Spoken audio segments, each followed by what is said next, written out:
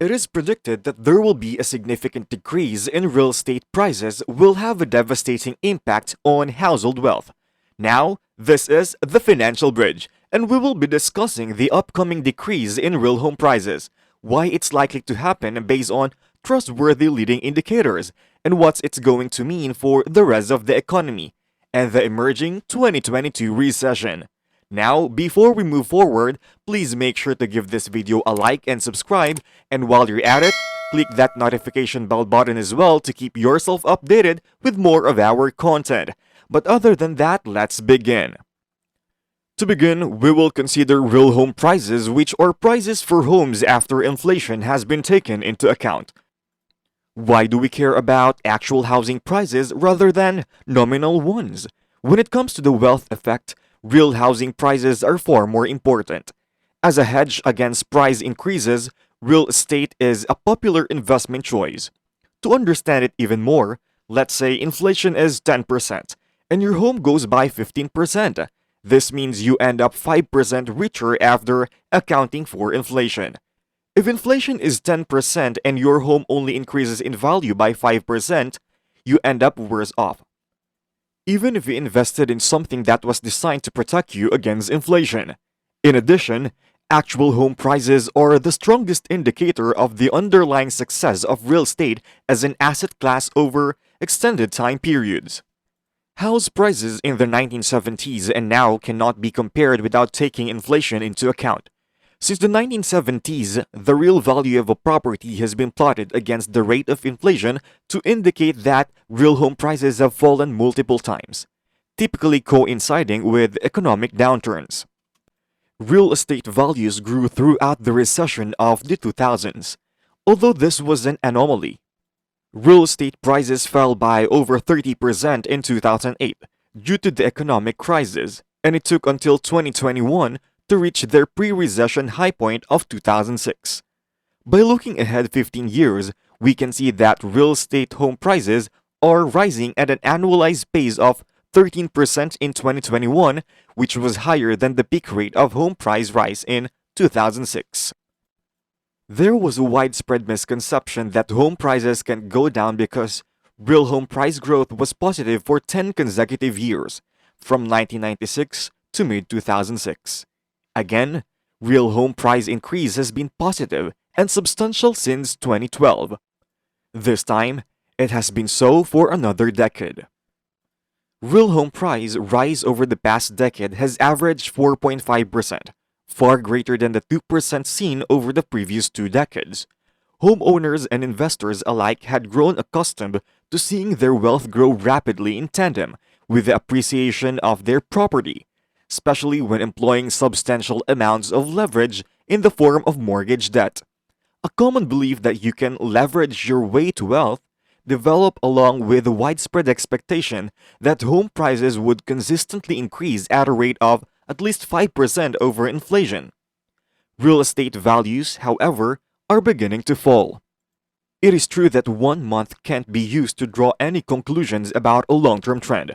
But this is precisely where the EPB macro process really shines, and why it's so important to look at leading indicators.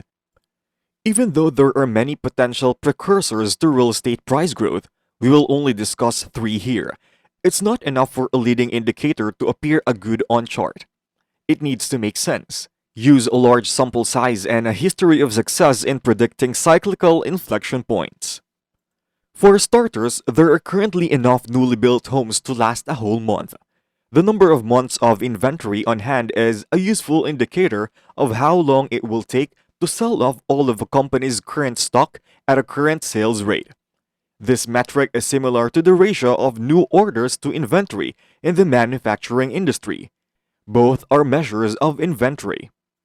This makes sense, as a larger month supply number indicates a widening gap between stock and demand. Given that the supply number is reversed in this graph, a downward trending green line indicates an increasing supply for the current month. Month supply indication fell before both the 2007 price drop and the slump in real home price increase that occurred in 2013 to 2014. In terms of actual home price increases, it was the market leader in 2019. The metric also explains why actual property prices didn't fall during the recession of the 2000s, before the advent of COVID-19. No decline or disproportion between stock and sales was seen in the months of supply. Real estate price rise is expected to peak by the end of 2020, as indicated by the month supply indicator, which has recently begun to show signals of doing so. As a leading signal of future decreases in actual home price rise, the enormous mismatch in the month supply statistics of new homes shows that price growth has been overstated by nearly a year as of today. Therefore, this indicator suggests that 1 month fall we've witnessed so far is more than simply noise. Rather, it's the beginning of a new trend. The difference between mortgage rates and treasury rates is the next variable to consider. Meanwhile, the spread, which indicates risk, is far more instructive than the mortgage rate itself. Mortgage spreads widen when the spread is inverted, as depicted by the upward trend. To determine if a reduction in mortgage rates is due to falling treasury rates or narrowing mortgage spreads, we must first determine whether or not falling treasury rates are indicative of deteriorating economic conditions. Mortgage spread tightening before the recession of 2007 was a leading indicator of a turnaround the following year. Spreads predicted a slower increase in home prices in the run-up to the recession of the 2000s, but this never came to pass.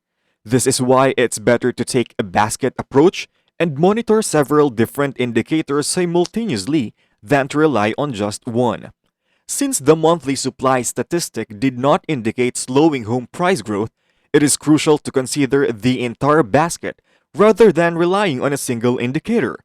Mortgage spreads are increasing significantly today, which bodes poorly for the future appreciation of property values. Finally, we'll examine the real M2 growth, also known as real money supply growth, which is more unpredictable or irregular but provides good timely signs of recovery due to the fact that extra liquidity aids the price of any asset, including real estate. Massive spikes in real M2 growth like the one we saw in 2020 and 2021 are followed by similarly massive spikes in real home price appreciation. The current state of surplus liquidity is currently not favorable to home price appreciation and is instead suggestive of a sudden slowdown in real home price rise. The rising month supply of new homes is a clear signal that builders will slow construction and lower prices of existing inventory, as evidenced by all three of the aforementioned logical and established leading indicators of actual home price rise. As the mortgage gap widens, it indicates that mortgage lenders are increasingly concerned about the stability of the housing market, and consequently, the Federal Reserve is taking swift action to restrict the availability of funds. As a result, there is greater supply, greater risk, and less liquidity. By averaging the three indicators we just reviewed, it provides a clear indication of the direction of real home price growth over time. Since we mentioned that rising property prices are crucial to the wealth effect, it is clear that the basket's aggregate signal is weaker and that reductions are beginning.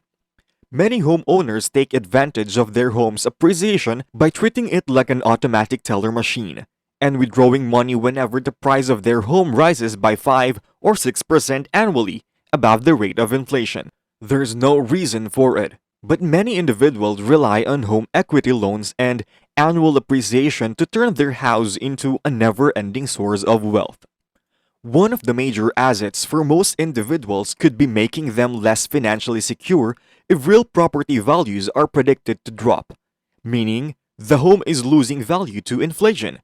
As a result of the immobility of real estate, the majority of their wealth is inaccessible. If it's far higher than inflation, then you're getting richer without doing anything really impressive. Increased ability to buy things?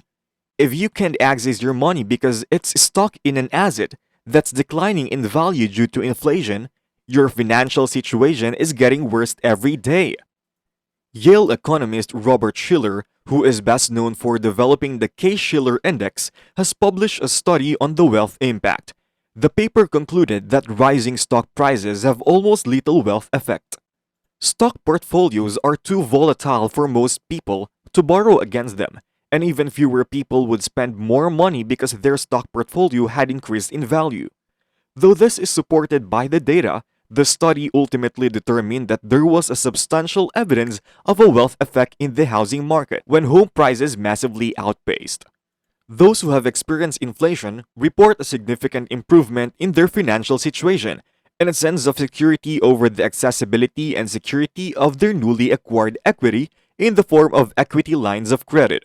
When real estate prices fall, it will have a devastating effect on consumers' psyches and lead to a downward cycle in spending. One that is already becoming apparent with most people falling behind because of rising gas and food costs. As a result, real property prices will begin to fall, which will have a profoundly adverse effect on household wealth and exacerbate the severity of the current economic slump, which is dangerously close to recession. And that concludes our video. We hope that you learned a lot from what we have discussed today. And if you'd like to see more of this, then don't hesitate to leave us with a thumbs up and subscribe as well to our channel to see more videos about financing and personal investment. We thank you so much for watching, and once again, this is The Financial Bridge, and we will see you again on our next video.